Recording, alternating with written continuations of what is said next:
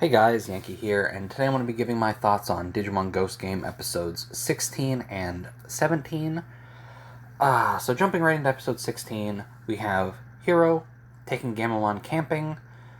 They arrive to a place, like a campsite, where the people that work there basically say a lot of people have been running off and not paying. And we learn that they've actually been eaten by the trees. And it turns out to be Cherrymon, which is cool. It's cool to see him back, and to be actually kind of scary, where he's just absorbing humans. Like, actual humans are dying this episode, just being absorbed, and then they're gone. And we also have Mori Shellmon, which is Shellmon, but green. And he's sort of trying to protect the forest. So Cherrymon and Mori Shellmon are sort of at odds with each other. Mori Shellmon has saved as many people as he can, not all of them. And so we got sort of Hiro and Gamamon in the middle, and they fight Cherrymon. And sort of throughout this whole thing, we've got this whole episode is basically, well, one, I like that how it shows sort of Hiro and Gamamon sort of like, again, Gamamon is supposed to be Hiro's little brother, right? That's what his dad said. This is your little brother, take care of him. And we see a bit of that in this episode, and it's nice, like Hiro taking Gamamon camping and showing him like a tent and showing him how to fish, and it's just really nice, and it feels like they feel like family, and it was really enjoyable. But we also have Hiro sort of dealing with the aftermath of Gulus Gamamon showing up, and sort of him being afraid that Gamamon can turn into that in the future. So at the end, Mori Shellmon is like, alright, we gotta destroy Cherrymon. This is bad. And Hiro's just sort of thinking about that. Thinking about when Bokomon died and how Gamamon evolved into Gulus Gamamon, sort of went on a not really a rampage, but he started killing people. And sort of Hiro is afraid of that, and so the resolution is they just beat up Cherrymon until one of his arms falls off, and then he runs away. So they just sort of kick the can down the road. They don't actually solve any of the problems here. Cherrymon will come back. He'll start eating people again, but because it's going to take, I forget how long they said it would be, if it was like decades or like a century, or like it's going to be a long time, so it's just not their problem anymore. One other thing about episode 16 before I jump into 17 is this episode had probably some of the worst animation I've seen in the series so far. The opening scene was a guy getting eaten by a tree. That looked okay. The next scene with Hiro and Gamamon at the campsite, sort of like checking in, I guess, as if it was a hotel or whatever. The animation in that scene where Hiro is just talking to the people that work at the campsite is awful.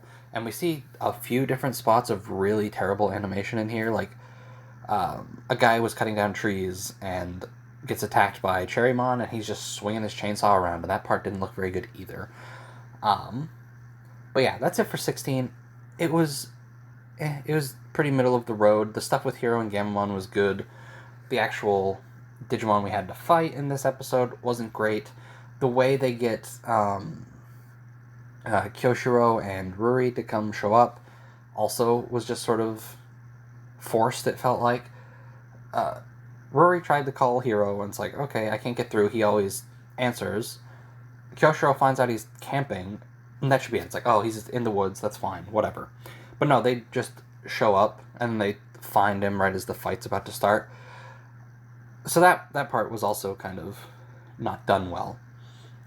Next up is episode 17, where, what is it? Kyoshiro is involved in some sort of, like, power plant. He, like, I forget what he's really smart, and he's like a coder or something, and so he's basically coming to check on this power plant that he helped design, sort of like, because it's unmanned, so it's all automated. And so they show up, and it's in the middle of the snow, and Frozomon shows up. He's like a big, what are they called? The thing that cleans the ice in like an ice rink. It's like a little ice cleaner thing. And he just starts trying to destroy the power plant with them inside because it's too warm. And so that's fine. He's a nice Digimon. He's trying to destroy something warm. Fine. He's trying to hurt the people that are inside it. Okay. Everything going on inside, like them getting really cold, the temperature continuing to drop, like, it is really well done, and it feels like they're all in a really bad spot. Like, obviously, you know, nothing's going to happen to them. There's however many episodes that this show's going to go on. They're not going to kill off main characters, but they're in a bad way, and they do a good job of showing that. And Frozomon just sort of not caring and just trying to cool down the power plant, and then willingness to kill the people that are sort of there. It's kind of scary. It doesn't feel like horror, but it feels scary. I don't know if that makes sense, right? It's not what I associate with a horror show. Whereas last episode we had like illusions of trees and trees absorbing people, and like eyes popping up on trees and stuff. Like, that felt horror, whereas this just feels scary. Again, I don't know if that makes any sense to anybody, but that's just sort of how I can describe how I felt. So Frozomon does a number on them, like Kyoshiro, Hiro, Gamamon, and Angoramon. They eventually pass out. It gets too cold, they're freezing, and they're unconscious. And we get a really interesting scene where Jellymon kept herself warm with like a little electric shocks through her body, right? Because she's a jellyfish.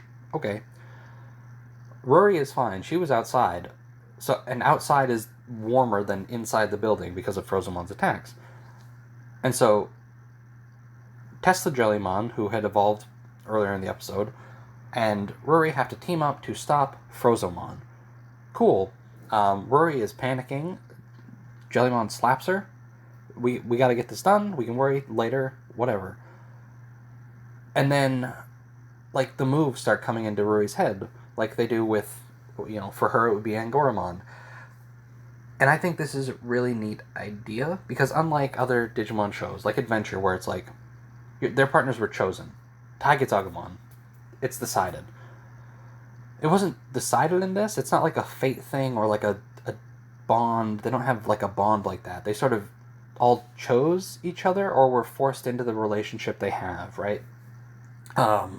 So Hiro is partnered with Gamamon. Why? Because Hiro's dad showed up with Gamamon and said, hey, take care of him. Okay. Ruri is with Angoramon because he was just rolling around, heard her playing piano, hung out, and then when things got bad, she summoned him, and they teamed up. They became partners. Kyoshiro is sort of different. Jellymon forced herself on him, and he's just sort of stuck with her. But there's not like that bond that a lot of Digimon shows up to this point use. Again, they're just sort of like chosen or sort of forced together. So having them be able to trade partners and then just being able to, like, it just works. I think that's really cool, and you could do interesting things with that in the future. I don't know if they will do much with it or if they're going to do anything with it at all, but sort of as soon as this happened, in my head, I just imagined an episode where, like, everybody's partners get swapped. So, like, Kyoshiro's stuck with Gamamon, Hiro's stuck with Jellymon, and then, well, that wouldn't work because Ruru would still have Angoramon. But you know what I mean, where, like, they all just, like, rotate. So everybody's working with a different partner, and they're still able to fight and work well together. I think that could be a really cool episode.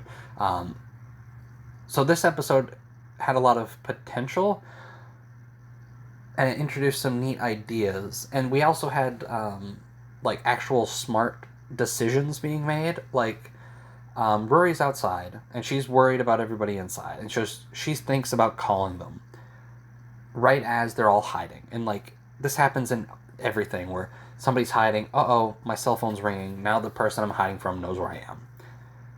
Rory, smartly, decides to not call. It's like, okay, this could cause problems. I'm just going to not call. I'm just going to sit out here, and I'm going to be worried, but I'm not going to do something that could potentially cause them problems. Because just earlier in the episode, she was, like, trying to lie her way out of dealing with Frozomon, where it's like, Kyoshiro was sort of antagonizing him when he started attacking the plant, and he's basically like, hey, are you friends with them? She's like, no, I'm not, don't worry. And then Kyoshiro over the loudspeakers basically tells her to run to get out of there. And so Frozomon goes to attack her. So later on, having sort of something similar happen where it's like they're all sort of hiding, trying to keep from being caught by Frozomon, and then her considering calling them, but then not, it was good. I liked it.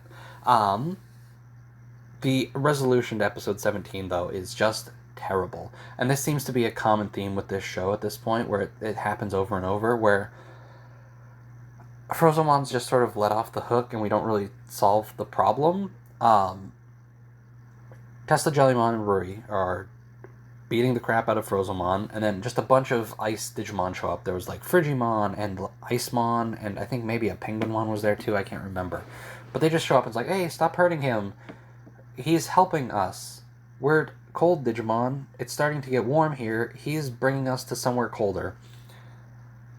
And he's just plowing through everything in his way. He can't go around the power plant. He has to go through it.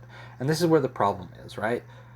Everybody just forgives him. It's like, oh, we were just in the way. Oh, that's too bad. Well, good luck. It's like, no. If he's just going to plow through everything on your way, you just sent him to go hurt people that can't stop him with Digimon, right?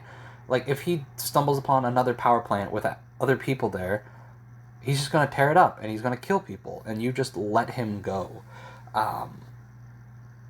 And it wasn't even like the Clockmon episode where I didn't like how that was resolved and how Clockmon's like, well, you helped me. I can't hurt humans anymore. But at least Clockmon had a change where it's like, okay, I was saved by a human. I want to stop killing humans or stop hurting humans. Frozomon tried to kill them, almost got defeated. The people he was protecting stepped in, and he's like, okay, goodbye. I'm going to keep doing what I'm doing. There was no change. He didn't learn from anything, right? It's not like a Mummymon situation where he was just misunderstood and he caused problems, but in the end, no serious harm was caused. I'm sure the people that were kidnapped by Mummymon are freaked out, but you know what I mean, right? Frozomon didn't have a change of heart. He didn't learn anything. He's just carrying on, and I think that's a problem. So yeah, resolution to episode 17, not good. Episode 16, moments, not a great episode. These two episodes, not the best. I'm still enjoying the show. I'm still enjoying the show quite a bit, actually. I really do enjoy it. I like the cast. I think the cast we have is good. I always like smaller casts in a Digimon show so they all can sort of get focus. But these last couple episodes just weren't very good. So anyway, thanks for watching, and I'll see you guys next time.